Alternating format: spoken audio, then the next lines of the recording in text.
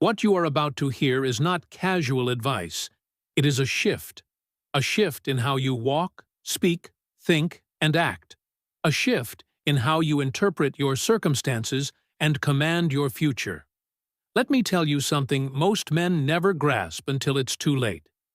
Your life bends to your assumptions.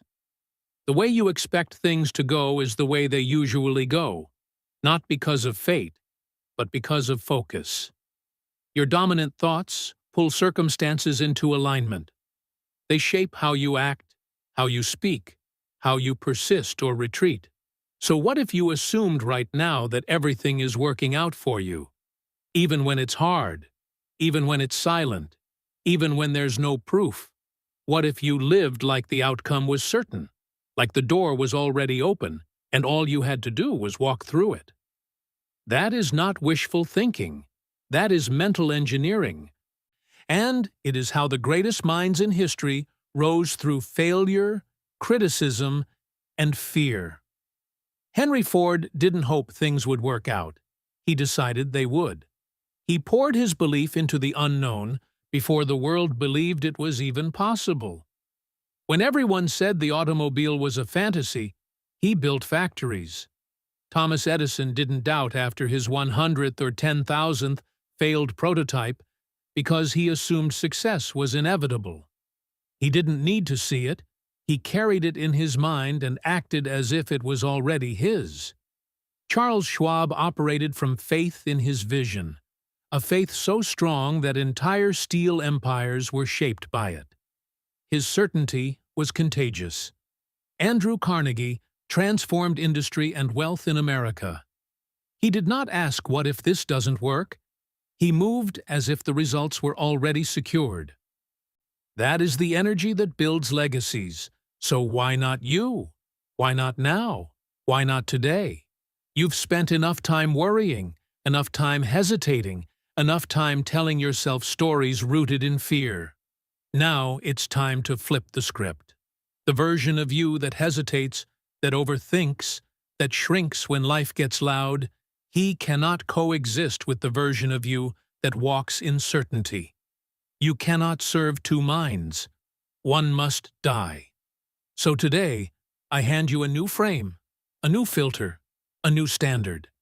Act as if everything always works out. Not because it's guaranteed, but because it makes you unstoppable. When you assume that success is inevitable, you move with courage, you speak with authority, you command your life instead of negotiating with it. This is your reset, your new operating system, and it is to be repeated not once, not twice, daily until your subconscious accepts this certainty as law, until doubt withers in the presence of your calm, because fear cannot live where faith is present. And the moment you live in alignment with the assumption that the outcome is secured, you destroy fear. Let's start with a question that has the power to rewrite your entire life. What if it all works out? Not just the small things, not just the comfortable outcomes, but all of it. The setbacks, the delays, the pain, the silence, the detours, the moments where nothing made sense. What if all of it, every piece of the struggle, is building the exact version of you required for the dream you've been asking for? Most people don't live in that possibility. They live in worry. They wake up bracing for failure. They talk about worst-case scenarios. They expect betrayal. They wait for the bottom to fall out, even when life is rising. And because of that expectation, they unconsciously direct their energy toward what they fear instead of what they want. But there's another way to live, a way that doesn't require hype, a way that doesn't demand perfection, a way that simply asks one thing from you: to believe before you see. Because here's the truth. Belief isn't a reaction. Belief is a choice. And that choice directs the energy of your mind. The subconscious does not argue with you. It accepts what you feed it, and then it builds around that assumption. If you say things never work for me, your subconscious says, understood. and it begins filtering your world through that lens. That's what you start to notice. That's what you start to expect. That's what you attract. Not because of magic, but because you stopped looking for anything else. Now, imagine the opposite. Imagine waking up, no matter the circumstance, with this quiet command running in the background. Everything is working out for me. Even if you're broke, even if you've been betrayed, even if the path isn't clear yet, you still move like it's happening.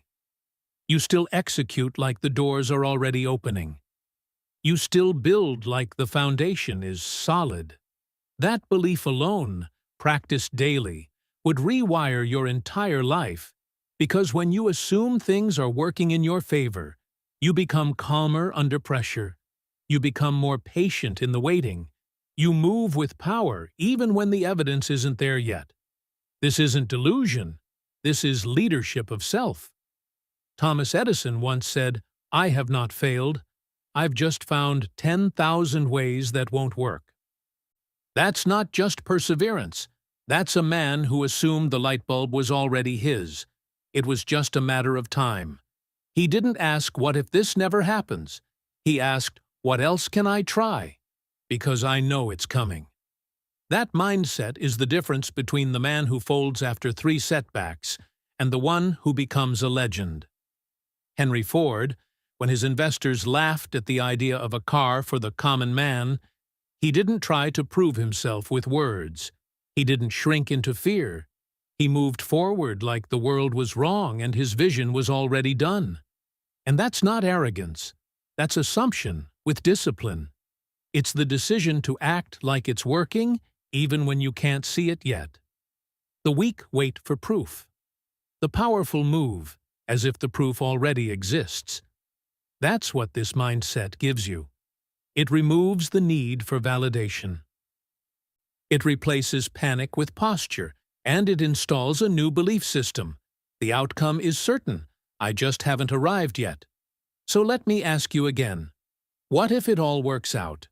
What if the delay was divine? What if the betrayal was protection? What if the confusion was construction?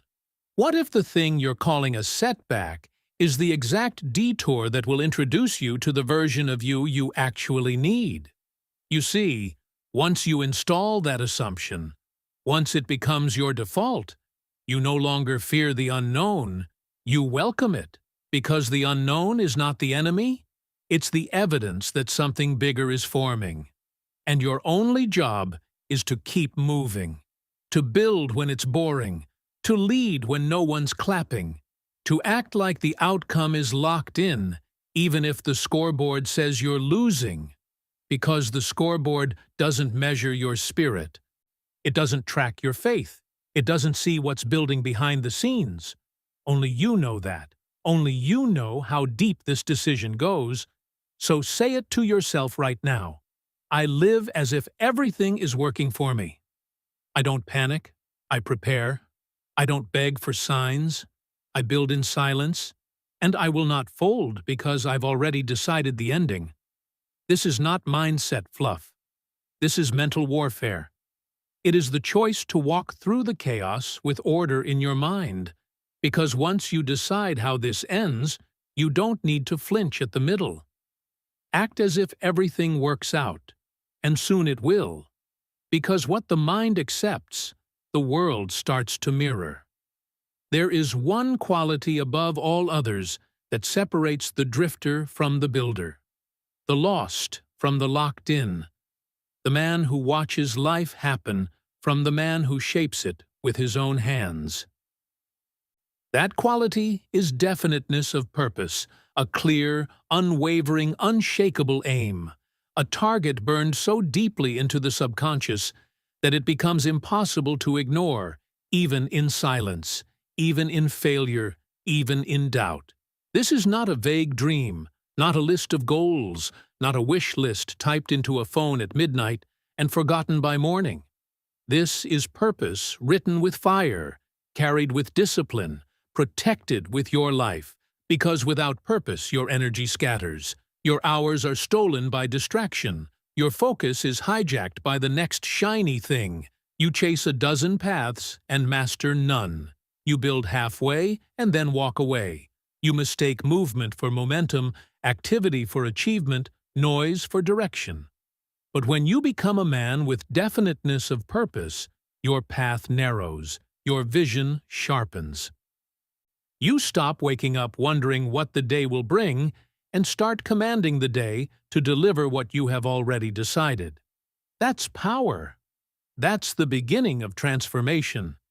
Look at every man who changed the course of history, and you will find a purpose behind his steps. Henry Ford didn't aim to be wealthy someday. He decided to revolutionize transportation, and he pursued it with a focus so sharp the world had no choice but to adjust. Charles Schwab didn't dabble. He knew what he was there to build. He knew what Carnegie needed, and his purpose was so magnetic that others followed. Not because he demanded it, but because his clarity made hesitation impossible. Abraham Lincoln didn't drift into greatness. He made a decision so clear, so final, that not even a divided nation could shake it loose. That's what you need now, a final decision, a line in the sand, a sentence that lives in your bones so clear that your mind orbits around it every single day. Let me ask you, do you know your purpose? Do you know without a doubt what you are here to do? Because if not, no strategy, no system, no motivational video will save you. Your progress will always be temporary. Your habits will collapse under pressure, because the one thing that holds it all together is your why, your decision, your purpose.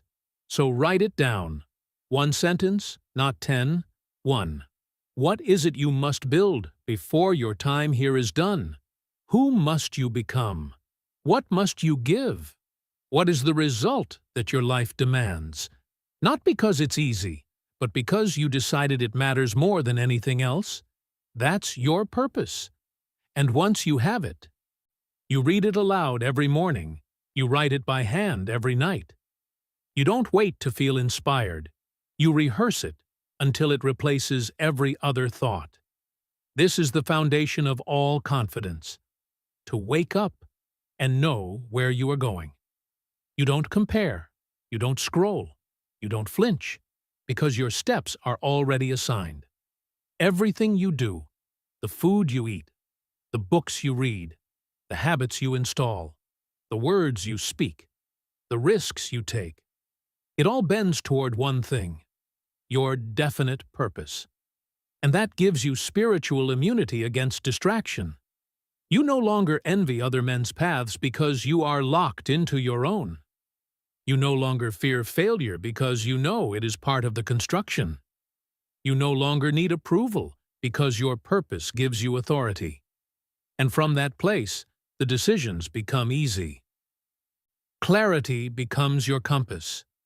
Time bends in your favor because the universe, your mind, and every atom of your being begins to conspire around one thing: completion of the mission.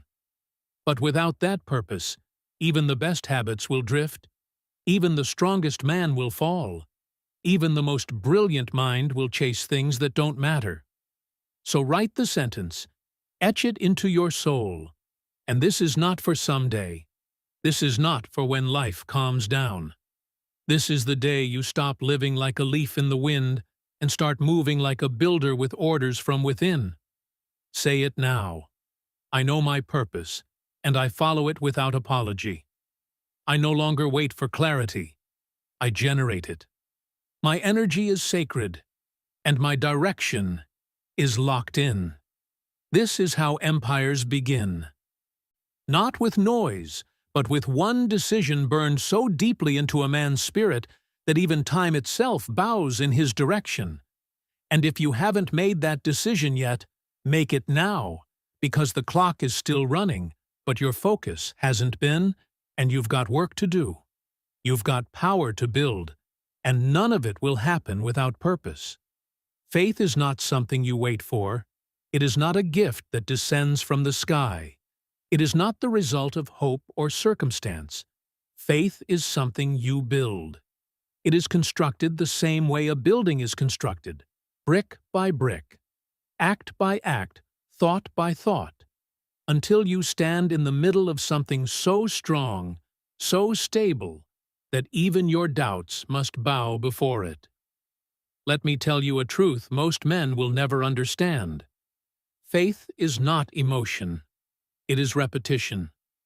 It is the byproduct of consistent, disciplined belief, spoken aloud, written down, acted upon, until your subconscious accepts it as fact. You don't find faith, you forge it. You train it. You rehearse it until it no longer requires evidence, because it becomes the evidence. And here's the key. The mind doesn't believe what is true, it believes what is repeated. That is why so many men believe in failure, because they've rehearsed it. They've spoken doubt daily. They've imagined disaster over and over. They've aligned their actions with fear, and then wondered why faith hasn't arrived. Let me be clear. You cannot rehearse weakness and expect strength to show up. You cannot marinate in hesitation and expect certainty to grow. Faith, like muscle, is earned through resistance. It is built by applying pressure to your comfort, and every time you follow through, especially when it's hard, you earn more of it. That is why autosuggestion is not a game. It is the gateway. It is the act of deliberately feeding the mind the identity you have chosen, not the one you were given, not the one they labeled you with, the one you designed. That's why I don't tell you to casually watch a video and hope it changes you. I tell you to repeat it, to study it, to speak it back, because when you do, when you make those words louder than the doubt, something extraordinary happens. You start to believe yourself. That is the root of all personal power, to know that when you speak, your subconscious listens. So you begin each day with command, not confusion. You wake up and speak the script of the man you are becoming, not just because it sounds good, but because you know it is writing new grooves in your mind. And those grooves will become the path your feet walk. Thomas Edison did not succeed because he felt inspired. He succeeded because his faith in the outcome was greater than any single failure. 10,000 times he tried. 10,000 times he found a way that didn't work. But he never called them failures because his faith was anchored. He had already seen the light before the world did, and every act of effort, every moment of fatigue, every time he reset his tools and started again was another layer of belief. John D. Rockefeller didn't rise by luck. He trained his thinking like a man trains for war. He believed in systems, in structure, in certainty, and that certainty came not from chaos, but from mental rehearsal. He built wealth in his mind before he ever built it in the world. You must do the same. You must see yourself follow through. You must imagine yourself moving with power. You must speak to yourself like a general giving orders to a loyal army, with calm, with clarity, with conviction, because your subconscious mind is listening. It is always listening, and every word you whisper, every phrase you repeat, is either building faith or breaking it. So let me ask you, are you speaking power or poison? Are you reinforcing courage or conditioning cowardice? Are you using your words to lift yourself or lower yourself? Because what you repeat becomes real. Faith is not loud, it is not flashy, it does not beg for attention. Faith is silent, grounded, steady. It is built in the dark. It is built when you show up despite your feelings. It is built when you say, "I will," and follow through without applause. It is built when no one is looking and you move anyway. That's how Abraham Lincoln led a nation through fire. He wasn't the most popular, he wasn't the loudest, but he believed in the vision so deeply, so completely, that no critic could shake it loose. And when faith becomes unshakable, action becomes automatic. You no longer try to rise, you do. You no longer wonder if you're ready, you move, and your results begin to multiply, not by chance, but by design. So here's your instruction. Write your chief aim, read it aloud every morning and every night, and with emotion, with certainty, with fire. Visualize the outcome, not once, but daily. Speak your identity, not as a wish, but as a fact. I am focused. I am disciplined. I act with purpose. I do not flinch. This is not theory, this is practice. And when you practice it long enough, the man you used to be, the man of doubt, of fear, of hesitation, he fades into dust, and the man of faith rises, not someday, today.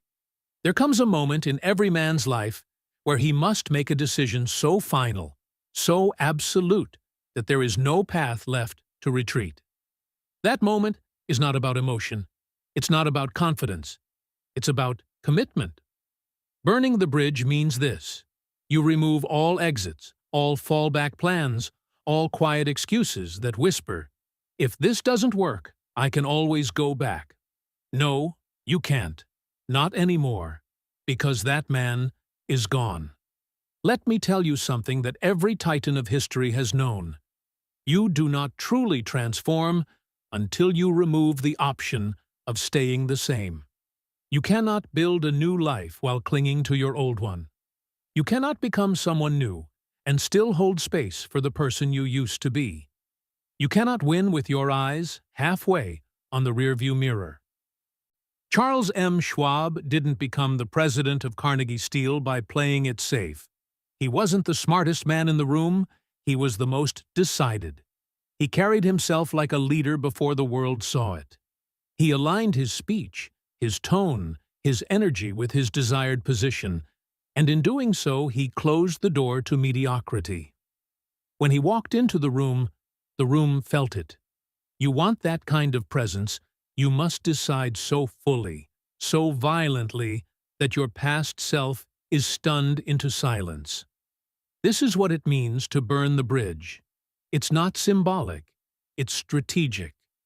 When you remove the option to quit, when you make it so there is no going back, you activate a part of your mind that most men never touch. It's the part that must win because it has no choice.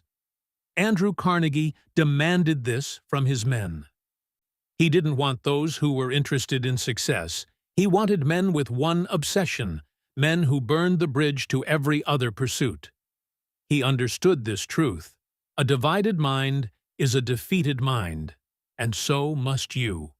You cannot serve two identities, the man you've been and the man you are becoming. One of them has to die. That means you must remove everything that gives the old you oxygen, every distraction, every excuse, every person who keeps you small. You say you want to rise? Good. Then it's time to remove the staircase back down. You say you want to become unrecognizable? Then stop keeping souvenirs from your past self. That means you delete the contacts that drain your focus. You clear your space of things that reinforce the old habits.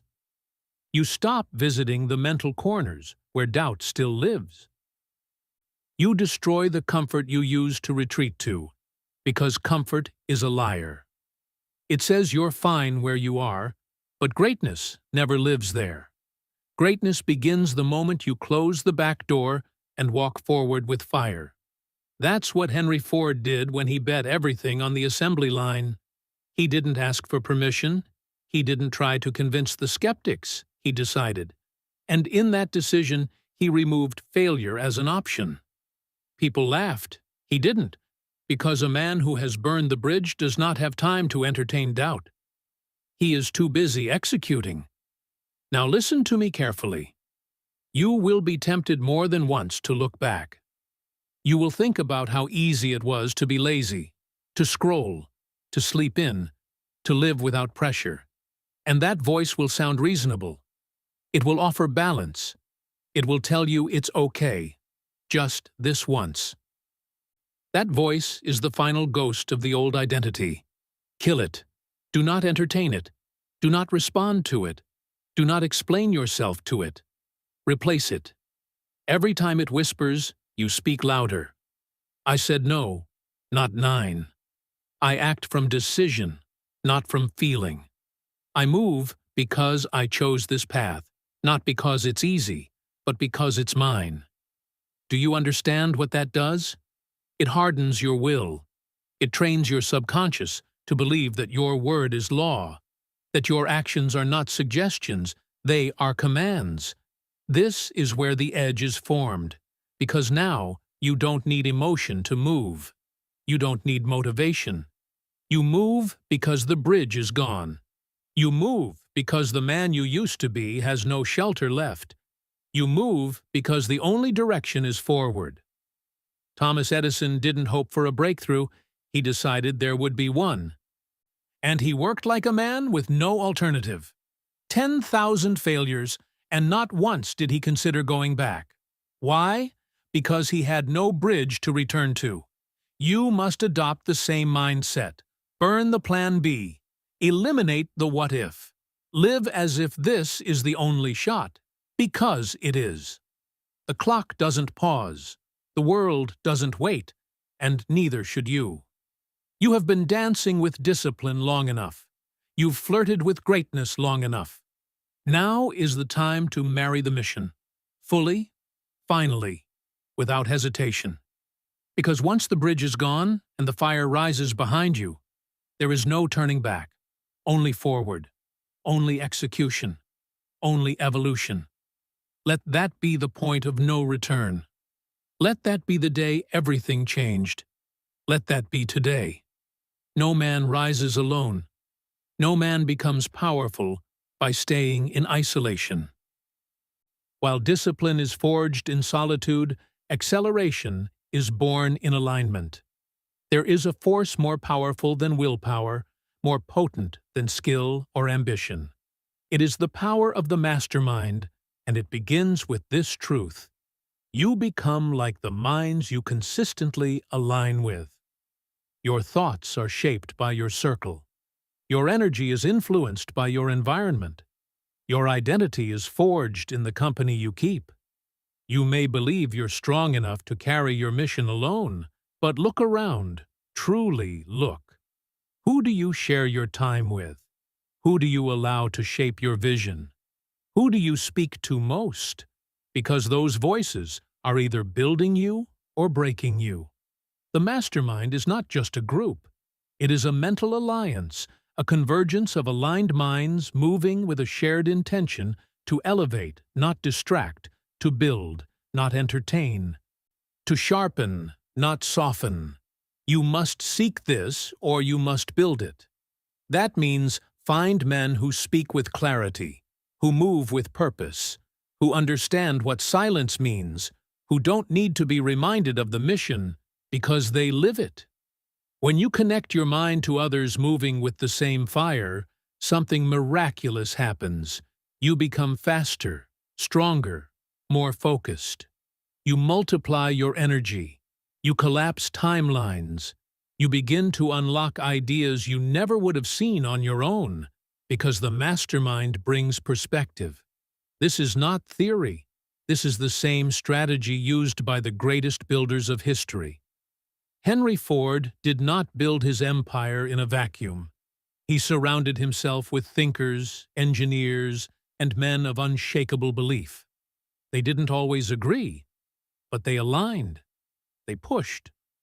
They challenged each other into higher forms of execution. Thomas Edison had a mental network of collaboration, not noise. Ideas passed between minds, each one sharpened through shared obsession. Andrew Carnegie, one of the wealthiest minds ever to live, attributed his fortune not to luck, not to capital, but to the power of the mastermind, to having one goal reinforced by many minds united in purpose. Charles M. Schwab rose because he sought alignment with the highest vision and made it his daily environment. The mastermind does not happen by accident. It is created carefully, deliberately. But let's be clear, not everyone around you qualifies. A mastermind does not include people who speak with doubt, people who gossip, people who chase comfort, people who mock discipline, people who wait for permission to move.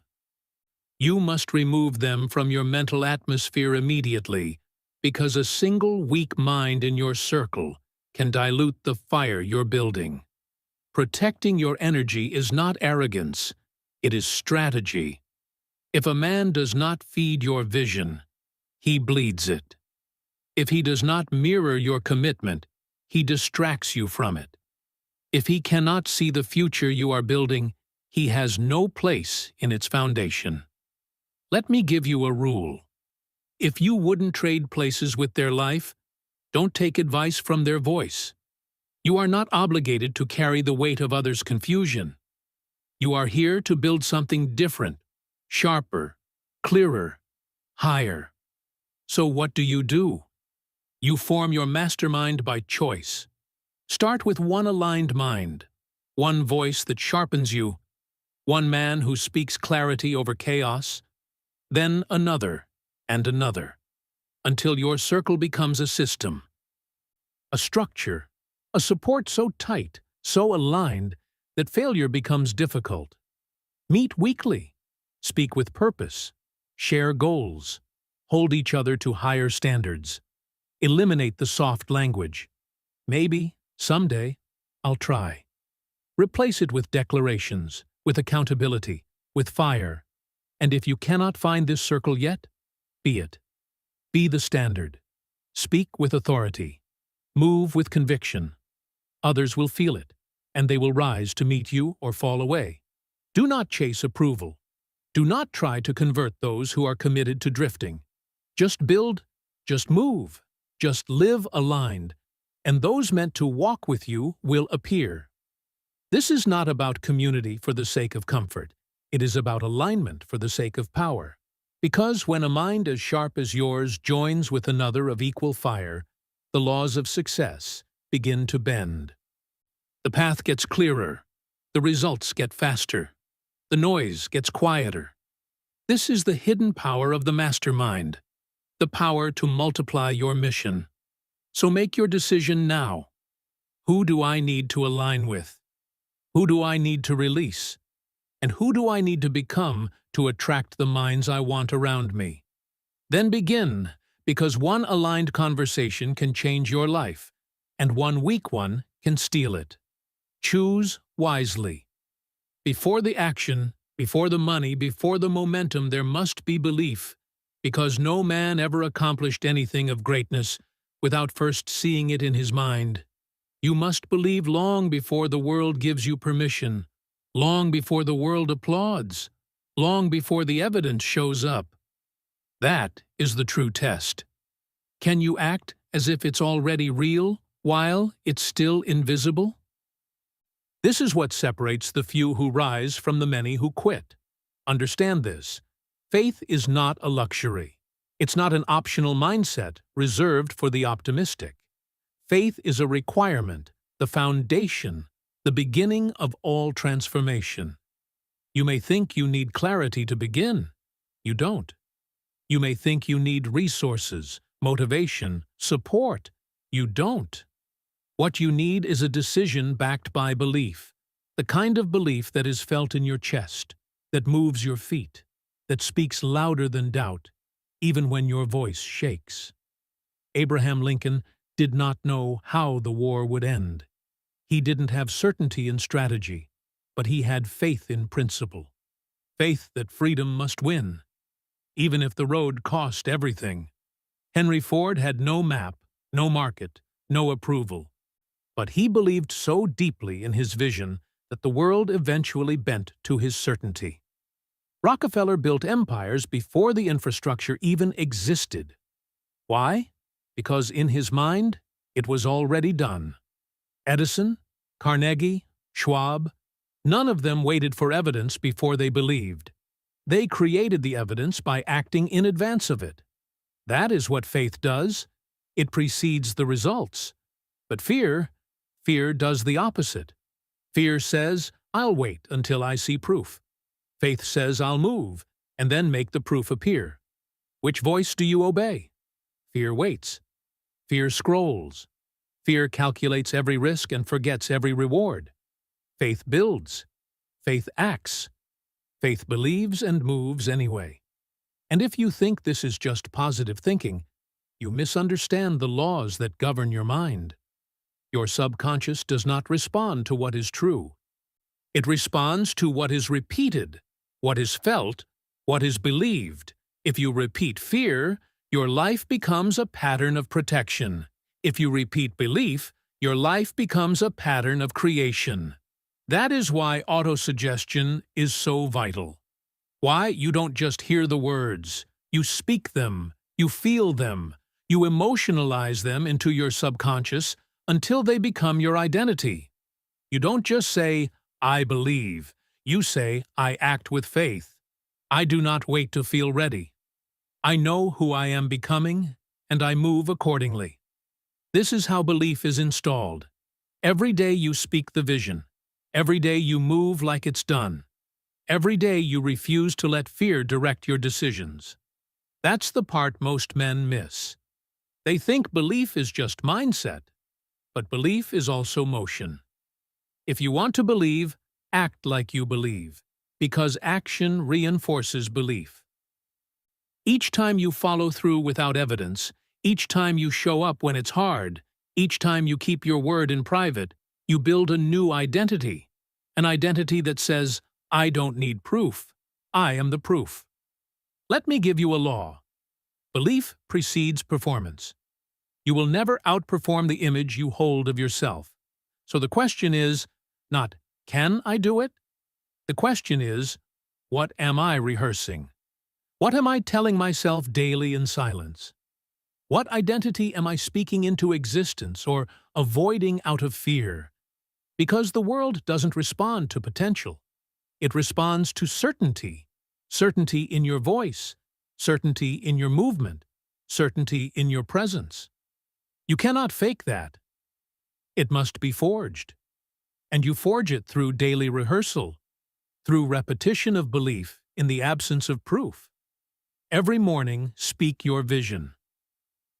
Every evening, reflect on your actions. Every hour, refuse to betray the man you said you're becoming. And watch what happens. The fear doesn't vanish, but your faith gets louder. The doubt doesn't disappear, but your decisions override it until eventually your belief becomes undeniable. And so do you. This is not mysticism. This is not fantasy. This is the reality of how every empire begins, with an invisible vision believed in so deeply, repeated so often, acted on so boldly, that the world has no choice but to see it too. So choose your belief now. Choose what you'll repeat, because you are always programming your mind. The only question is, with what? Let your faith become your foundation, and let your daily actions prove it. If there is one trait that separates the builders of history from the men who remain in hesitation their entire lives, it is decisiveness, the ability to choose and never retreat. You do not drift your way into greatness. You decide your way there. One decision, repeated without apology, becomes the dividing line between those who make history and those who only watch it unfold. Let this be understood. Indecision is the breeding ground of fear, and the longer you wait to choose, the louder the doubt becomes. A man who delays decays. Every time you hesitate on your next step, you make room for second-guessing, for outside opinion, for fear disguised as logic, and slowly your energy leaks, your clarity fades, your conviction crumbles. And this is why a man must train himself to decide fast and change his mind slowly. That is the habit of the elite. Henry Ford was not a man who asked permission. He did not poll the crowd when he made a decision. It was final, forged in fire. Even when his own engineers told him that an 8-cylinder engine in one block was impossible, he told them, "Build it anyway." And they did, because his decision was stronger than their doubt. Charles M. Schwab in the steel empire of Carnegie rose not just because he was competent, but because he was decisive. He didn't hesitate, he didn't dance around responsibility, he moved. He understood the pressure of command and made the hard calls. This is what most miss. They think successful men are the smartest or the most connected. No, they are the most decided. They walk into the day knowing who they are. They don't need to feel ready. They are ready because they said so. Look at Andrew Carnegie. He didn't build his empire through endless research. He built it through direction, one goal, one mission, one purpose chosen with finality. And from that decision, everything else was shaped. Your life works the same way. Until you decide who you are, the world will keep assigning roles for you. It will hand you scripts. It will offer distractions. It will tempt you to stay average. But when you decide, truly decide, the world has no choice but to rearrange around that choice. Here is the law. Decision creates identity. Indecision preserves the old self. So if you keep drifting back into old habits, it is not because you are weak, it is because you have not decided to leave them behind. What's worse, indecision breeds more indecision. It compounds. And soon your life becomes a loop of almost starts and nearly finished goals. But when you choose, when you burn the bridge, when you kill the backup plan, you create an energy that cannot be faked. That energy, the world responds to it. Your mind aligns to it. Your standards are born from it. Let me give you an instruction. Make one powerful decision today and refuse to revisit it. If it's fitness, decide. If it's business, decide. If it's who you're becoming, decide now. And when the voice of doubt creeps in, when the temptation to adjust or wait or feel it out shows up, you don't listen, because the decision is already made. Thomas Edison didn't ask the light bulb for permission. He didn't wait until he had all the answers. He decided, and he pursued. Over 10,000 attempts, not trials, decisions. You need that same resolve. Because each decision backed by definiteness of purpose builds your internal spine. And once your spine is built, the storms of life lose their power. They cannot move a man who has already decided. Even Abraham Lincoln, who faced the weight of a nation in civil war, was not paralyzed by indecision. He was methodical, but he was final. His Emancipation Proclamation was not born of public applause. It was born of personal resolve. That kind of decision shapes the future. So ask yourself now, what decision have you been avoiding? What goal have you kept open so you don't have to commit? What mission have you left negotiable? Draw the line today. Say it out loud if you have to. I no longer delay. I no longer drift. I no longer entertain versions of me that hesitate. You say it, you write it, you live it. And from that one decision, all other actions flow. Because the truth is this: most men are not waiting on opportunity. They are waiting on permission to decide. But I tell you now, no one is coming to give it. The greats didn't wait, they chose. So choose, with spine, with fire, with finality. And from that moment forward, you become unshakable. There is a secret embedded in the foundation of every fortune. It is not luck, it is not timing, it is not charm. It is the habit of doing more than one is paid to do. This law, the law of compensation, governs advancement like gravity governs motion. It does not discriminate, it does not miss, It simply returns to each man the value he contributes, multiplied over time. And here's the truth most will never understand. You are not paid for your time, you are paid for your value. And value is determined by one thing: how far you're willing to go beyond what is expected. The average man performs at the level of his paycheck, but the exceptional man, he performs at the level of his potential. He doesn't wait to be rewarded. He becomes so effective, so consistent, so deeply valuable, that reward becomes inevitable. This is the law, and it cannot be faked. Charles M. Schwab rose from humble beginnings not because he had better education, but because he had better attitude toward work. He became indispensable by making himself irreplaceable. He gave his mind, he gave his energy, he gave more than he was paid for, and because of that, Andrew Carnegie eventually paid him more than any steel man in history. Carnegie himself practiced this principle with almost spiritual devotion. When he built his early career, he worked longer hours, took on greater challenges, volunteered for responsibilities outside his title, not for recognition, but for growth. And that growth positioned him for opportunity. This is how the climb begins. You don't get promoted by asking. You get promoted by becoming too valuable to ignore. Understand this: the marketplace pays for impact, not intention. It doesn't matter how long you meant to. It doesn't care how busy you were.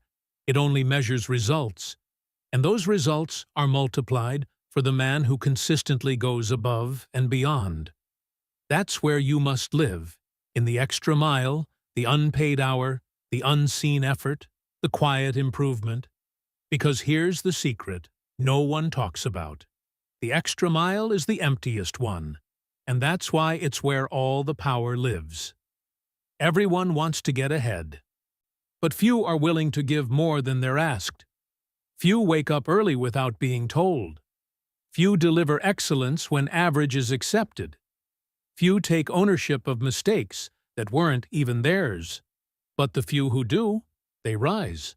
Thomas Edison did not stop when the world said enough. He worked relentlessly, not to clock hours, but to produce value. Over 1,000 patents, invention after invention. Why? Because he focused not on reward, but on output, and reward followed. And this is why you must detach from immediate return. If you only act when rewarded, you will forever be enslaved by permission. But if you act from principle, from the law itself, you become independent of circumstances. You act not for applause, but because you are the kind of man who does more than what is required. And over time, the world catches up. Henry Ford didn't invent the car. He revolutionized the process. He built something better, faster, more accessible.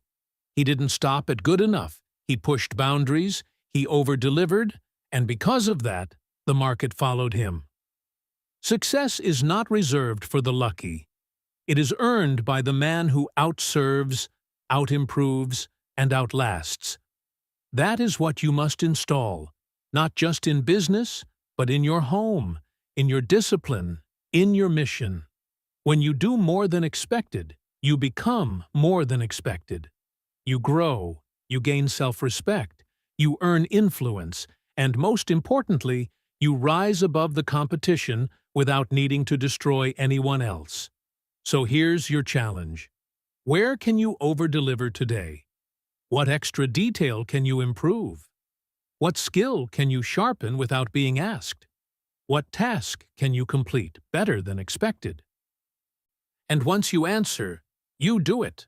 Not once, but daily, until excellence becomes your habit and your name becomes associated with certainty, because that's the highest currency. Certainty of execution. The man who always delivers, even when no one's watching, becomes the man who is always called on when it matters. So if you want to advance, if you want to rise, if you want to build a reputation that makes opportunity chase you, not the other way around. Then stop asking for more and start giving more, quietly, relentlessly, with no need for credit, because credit will come, compensation will come, recognition will come, but only if you build yourself into the kind of man who doesn't need it. Say this aloud: I do more than what I'm paid to do. I am not average. I move with excellence even when no one is watching. And if you repeat that, and you live that, you will never lack opportunity again, because the law is simple. He who gives more becomes more, and he who becomes more will always have more. You may have strength, you may have intelligence, you may have the most brilliant plan in the world, but if your presence repels others, if your energy repels trust, if your manner of speech pushes people away instead of drawing them near, then your power will never reach its full expression. Because the truth is this: no man rises alone, and the one who knows how to influence others with warmth, confidence, and clarity will always move faster and farther than the man who tries to force everything by brute strength. This is what we call a pleasing personality. Not manipulation, not charm, but a cultivated energy, one that magnetizes others without begging for attention.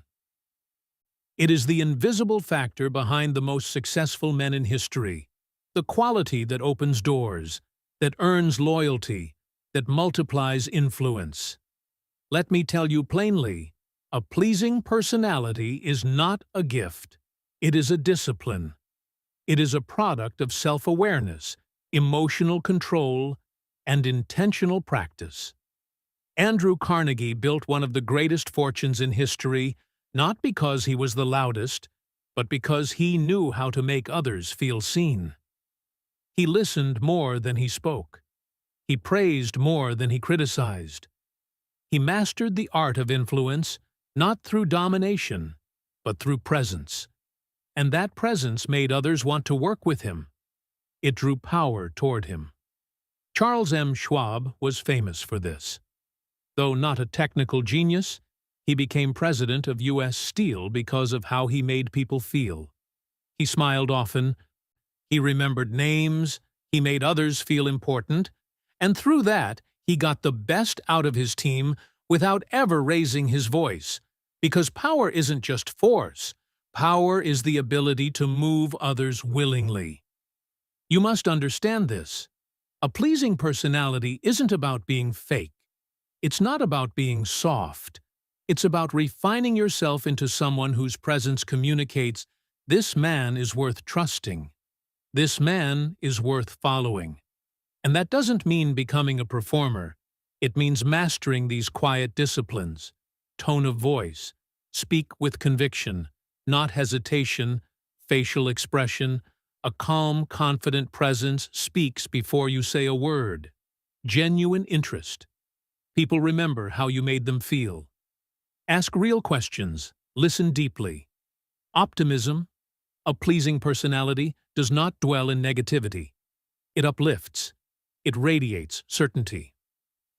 The world is full of loud, bitter, argumentative men trying to prove themselves. But the man with a pleasing personality, he doesn't argue, he doesn't shout, he doesn't over-explain. He influences, he persuades, he builds bridges where others burn them. Thomas Edison worked with teams of brilliant minds, and though he was intensely driven, he understood the value of collaboration, of creating a magnetic environment that made others want to contribute. His laboratories weren't just centers of invention, they were environments charged with positive expectancy. That's what a pleasing personality creates. Movement without resistance. Now, let's make it practical. If you want to be powerful, you must become likable. Not because you seek approval, but because you understand this law. People move faster for men they admire. When you speak with respect, others give you respect. When you walk with presence, others feel it before you speak. When you remove the need to prove, you gain the ability to persuade, and persuasion moves mountains. Ask yourself, do people feel stronger after speaking with me? Do I make others feel valued, not by flattery but by attention? Do I carry myself with calm authority or chaotic energy? Because here's the bottom line. The most powerful man in the room is not the one who talks the most, but the one others listen to when he finally speaks. Abraham Lincoln is remembered as one of the greatest presidents, not because he dominated others, but because he combined firmness with humility. He communicated with simplicity, with clarity, with presence. Even in the darkest times, he radiated a pleasing personality that gave the people confidence. Henry Ford, for all his brilliance, knew the importance of harmony. He didn't surround himself with yes men, but he valued those who could communicate ideas with calm strength and direction. He was not polished in speech, but he was consistent in presence, and consistency creates trust. That's the essence of a pleasing personality. You don't chase attention, you command it through character. So here's your challenge. Speak less, and when you do, speak with intention. Smile more, not as a mask but as a message. I am in command of my energy. Move slowly, speak clearly, make others feel seen, and most of all, live your life in such a way that your presence makes others want to be better. Because that's the highest form of influence. The man who uplifts everyone around him without effort, simply by being who he is. Repeat this daily. My presence is calm, powerful, and persuasive. I make others feel seen, heard, and understood. I do not argue. I influence. And over time, that energy becomes magnetic. The world starts leaning toward you, not because you shouted, but because you built yourself into a man worth following. There is a law, one so powerful, so consistent, that those who live by it are destined to rise, and those who violate it are sentenced to mediocrity. It is not written in stone. It is not taught in schools. It is rarely mentioned in conversations about success. And yet every successful man I've ever known obeyed this law like it was scripture. It is the law of increasing returns. The man who does more than he is paid for will soon be paid for more than he does. Let that echo, because it is not a motivational phrase, it is an economic truth, a spiritual truth, a universal truth. The average man says, I'll give more when I get more. But the builder, the man who commands his life, says, I'll give more now and let the rewards find me later. And they always do. Look at Andrew Carnegie. He began as a poor boy in a telegraph office. He wasn't asked to learn how to read and write Morse code fluently. He wasn't required to memorize rail routes. But he did. He went beyond the role, beyond the instruction, beyond the bare minimum. And what happened? The people in power noticed, not instantly but inevitably. And from that small post, he rose to become one of the richest men in the world. How? He gave value first, without asking, without keeping score, without demand. The man who goes the extra mile makes himself irreplaceable, because while others perform the duty, he delivers the result. While others ask, what am I owed, he asks, what else can I give? You must understand, life does not pay you based on the clock. It pays you based on value. Your time means nothing if it produces little, but your effort, your initiative, your refusal to cut corners or wait for reward, that makes you unstoppable. Thomas Edison knew this well. His work ethic was legendary. Thousands of failed experiments, sleepless nights, years of obsessive experimentation. He didn't demand guarantees. He gave everything first, and only after results were produced, the world handed him its rewards. Now let me ask you, are you doing the minimum? Are you only rising when someone's watching? Are you only moving when it's convenient? Because the universe keeps score, not of your hours, but of your initiative. The world might not reward you immediately, but it will eventually, and far beyond what you expect, if you make this a habit. Start where you are. If you work a job, stop asking what your role is. Start asking what your standard is. If you're building a business, stop asking what clients will pay for. Start asking what would blow them away.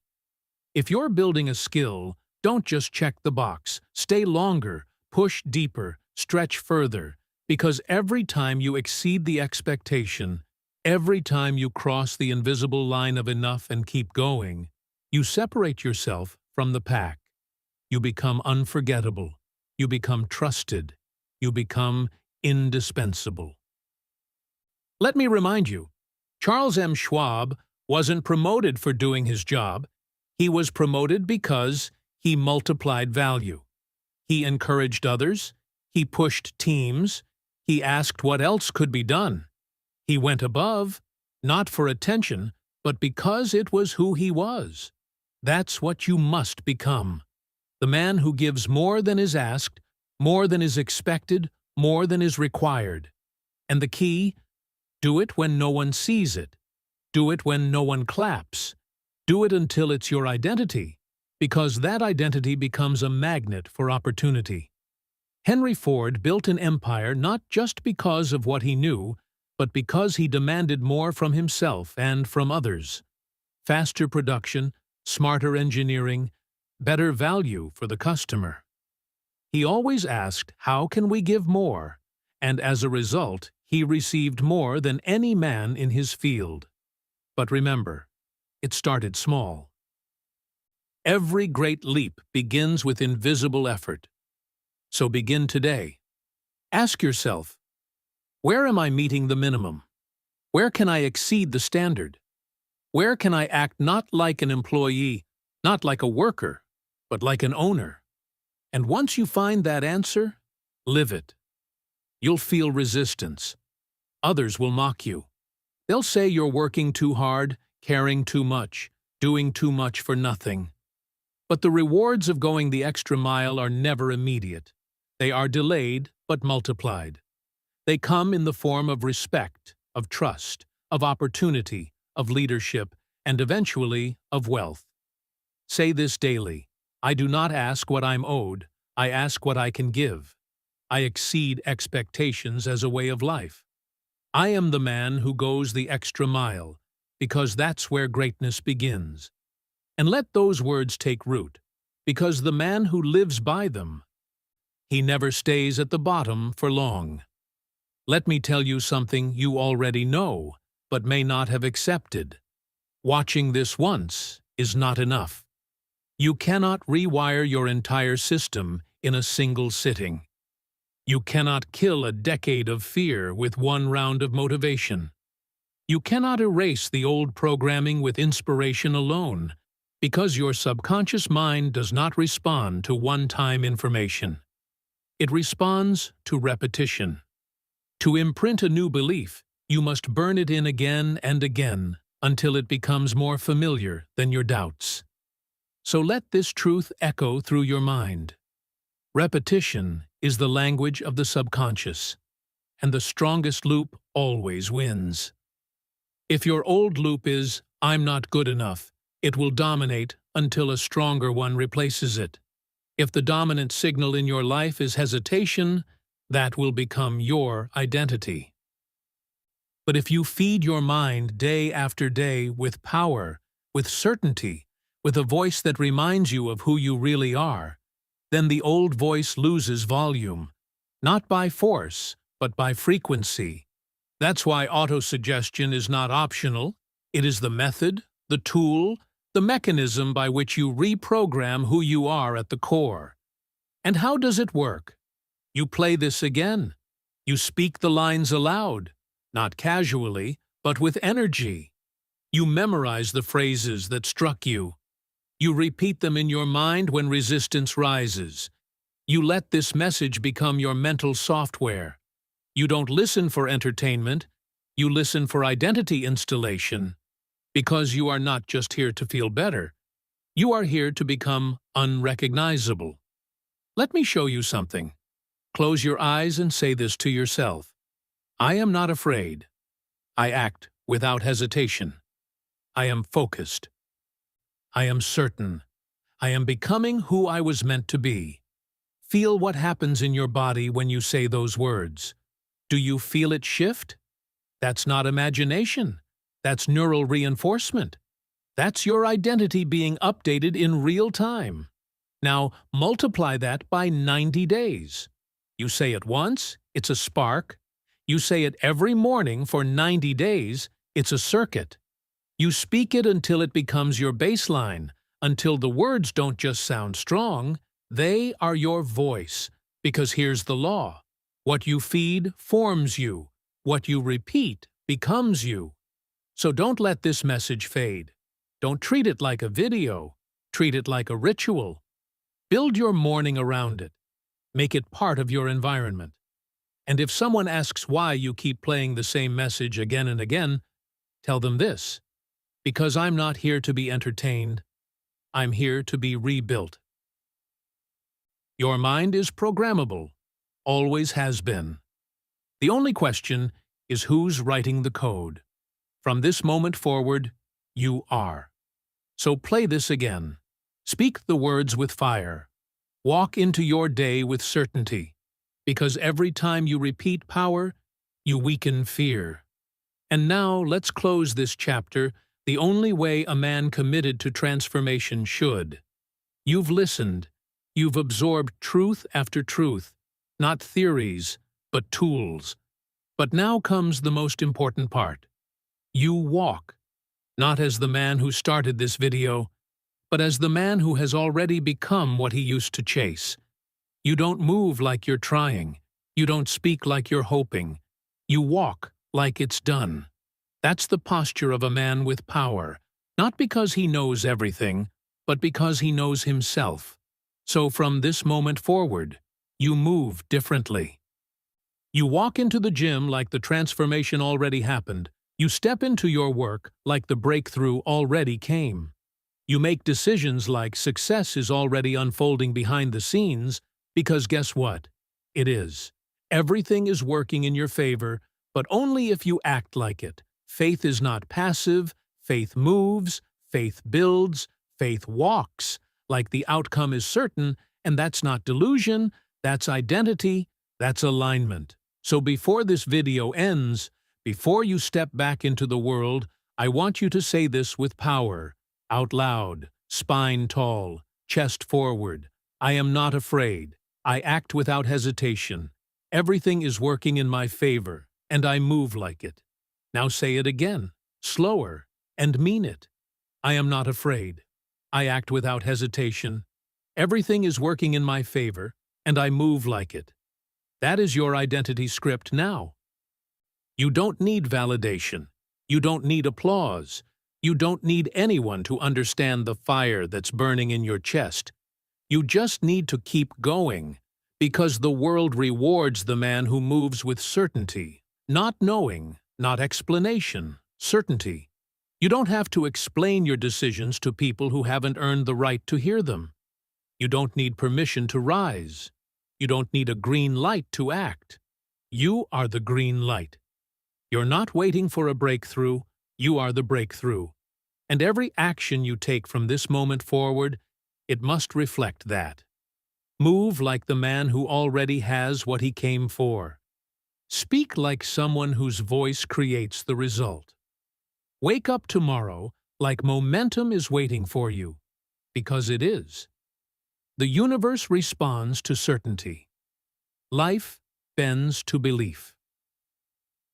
And the version of you who used to hesitate, he doesn't exist anymore, because now you walk like it's done. Let them wonder what changed. Let them feel the shift when you walk into a room. Let them sense the silence in your presence, the kind of silence that doesn't come from not knowing, but from knowing too much to waste words.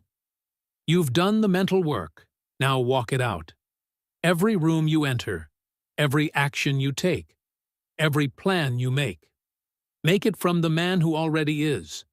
And if you ever forget, you come back to this video, you press play again, and you remember who you really are. This isn't just a motivational message. This is a mental installation, and you don't install it once. You live it. You rehearse it.